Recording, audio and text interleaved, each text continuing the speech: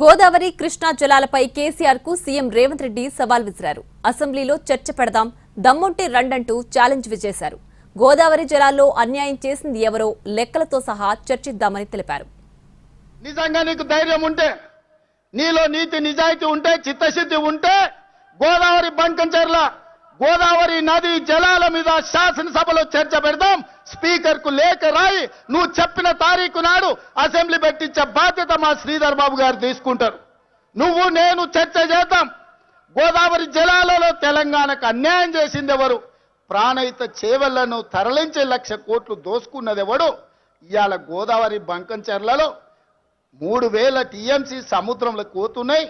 రాయలసీమకు తరలించమని చెప్పింది నువ్వు కాదా? 2016లో మొత్తం వివరాలతో నేను వస్తా. నువ్వు సిద్ధంగా ఉన్నవా?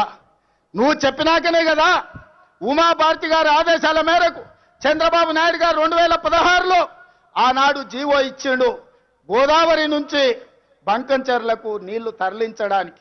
2018లో వ్యాప్కోస్ను నియమించింది నిజం కాదా? వ్యాప్కోస్ సంస్థ 400 టీఎంసీలు గోదావరి జలాలను హంద్రి నీవాకు బంకచెర్ల ద్వారా తరలించడానికి ప్రాజెక్టు రిపోర్ట్ ఇచ్చిన మాట వాస్తవం కాదా? ఇవన్నీ నీ నాయకత్వంలో నువ్వు ఇచ్చిన బోడి ఉచిత సలహాలతోటి ఈరోజు గోదావరిలో 3,000 టీఎంసీలు నీళ్లు సముద్రంలో పోతున్నాయని నీ దిక్కుమాలిన సూచనలతోనే ఈరోజు ఈ దరిద్రం దాపరించిన మాట నిజం కాదా? గోదావరి బంకంచెర్ల ప్రాజెక్టు మీద నువ్వు చర్చకు రా. స్పీకర్ గారికి ప్రధాన ప్రతిపక్ష నాయకుడిగా లేఖ రాయి. శాసనసభ సమావేశాలు పెడదాం, ఎదురెదురుగా నిలబడదాం, మాట్లాడదాం. ఎవరు నిజాలు, ఎవరు జీవోలు ఇచ్చారు, ఎవరు తెలంగాణను దెబ్బతీసిండ్రో, ఎవరు నువ్వు తెలంగాణను దోక చేసిండ్రో, ఎవరు కాళేశ్వరం కడితే కూలేశ్వరమైందో చర్చ చేయడానికి నువ్వు సిద్ధంగా ఉన్నవా? ఒకరోజు గోదావరి మీద చర్చిద్దాం, రెండవ రోజు కృష్ణానది జలాల మీద చర్చిద్దాం.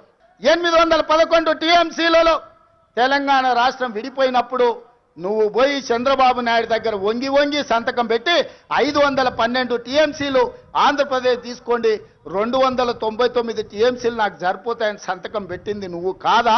ఇవాళ కాగితాలని శాసనసభ ముందు పెడతా, నువ్వు చర్చకు సిద్ధం.